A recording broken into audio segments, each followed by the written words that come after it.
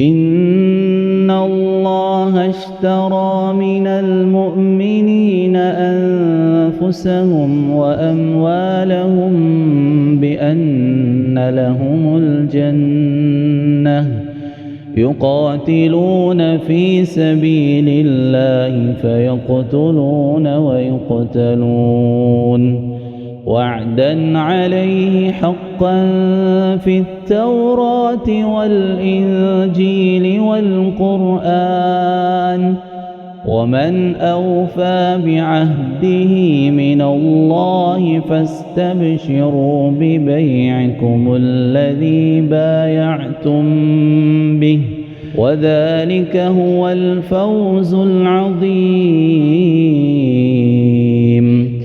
التائبون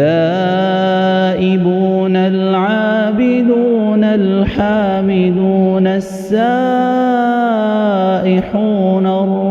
الراكعون الساجدون الآمرون بالمعروف والناهون عن المنكر والحافظون لحدود الله